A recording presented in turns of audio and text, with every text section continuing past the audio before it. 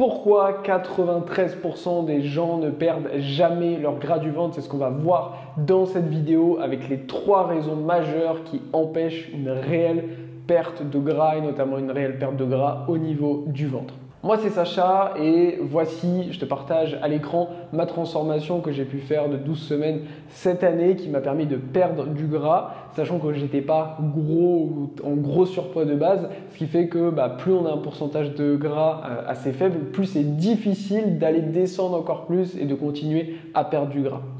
Et après de très nombreuses recherches en nutrition, en entraînement et autres et des années de galère avant, j'ai enfin compris avec la science de la nutrition et de l'entraînement ce qui fonctionnait le mieux pour perdre du gras. Et du coup, j'ai pu voir les 3 erreurs majeures que font les gens qui n'arrivent pas à perdre du gras.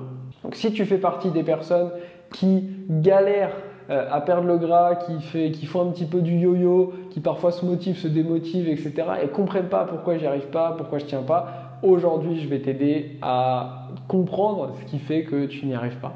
Je vais donc te partager ces 3 raisons, sachant que pour moi, la dernière raison est la raison la plus importante. La première raison, c'est tout simplement de surestimer l'entraînement. Et j'ai fait partie de ces personnes qui faisaient ces erreurs. Quand on veut perdre du gras, on va dire que généralement, il y a 2 teams. Il y a la team pour qui c'est plus facile de se donner un petit peu plus à l'entraînement, de faire plus d'activités, peu importe votre forme d'entraînement. Dans mon cas, c'est surtout du yoga dynamique, mais ça peut être de la musculation, ça peut être ce que vous voulez. Il y en a pour qui il n'y a pas de souci, on va s'entraîner. Et puis, il y en a pour qui c'est plus dur de s'entraîner, mais c'est plus facile, par exemple, de faire des efforts sur la nutrition. Moi, j'ai toujours fait partie du type de personne, notamment avant, quand je m'entraînais pour l'armée et qu'après, une fois à l'armée, je m'entraînais pour passer des tests très poussés, etc. J'ai toujours pris l'habitude d'avoir beaucoup de discipline là-dessus, j'ai jamais loupé un entraînement. Enfin voilà, j'ai toujours été à fond pendant des années. Et pourtant, même si j'ai été à fond, avant, j'avais pas entre guillemets les résultats que je méritais d'un point de vue physique par rapport à tout ce que je pouvais faire à l'entraînement. Mais très souvent, on surestime ce qu'on fait à l'entraînement.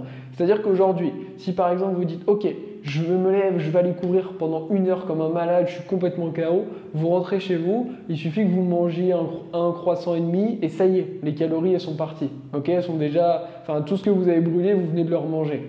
Et ça, c'est un point très très important, c'est souvent on surestime un petit peu ce qu'on va dépenser à l'entraînement et on sous-estime la nutrition.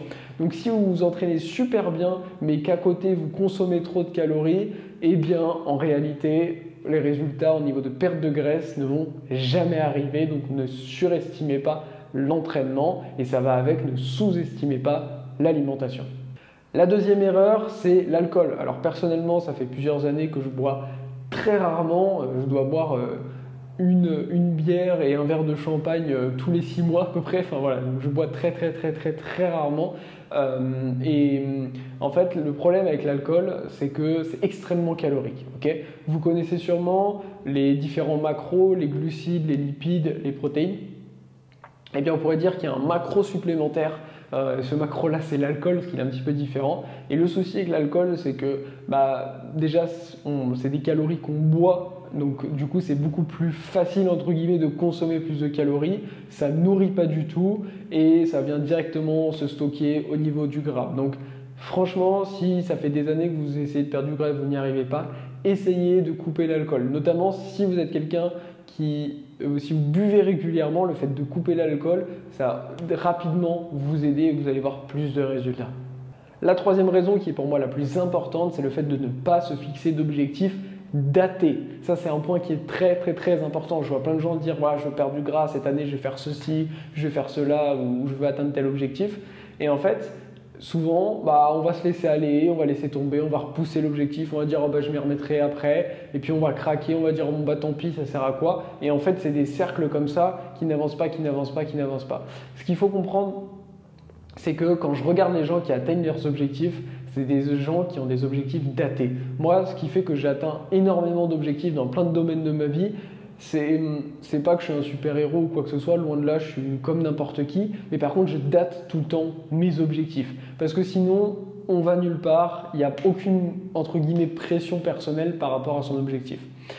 Si vous regardez par exemple un bodybuilder, le bodybuilder, il sait qu'il a, je sais pas, son concours à telle date. Donc, il va devoir, il peut pas se dire 2 semaines avant, bon allez, tant pis, je fais n'importe quoi avec ma diète, je recommencerai après. Non, il a son concours, ce qui fait qu'il reste dedans. Pareil avec son entraînement.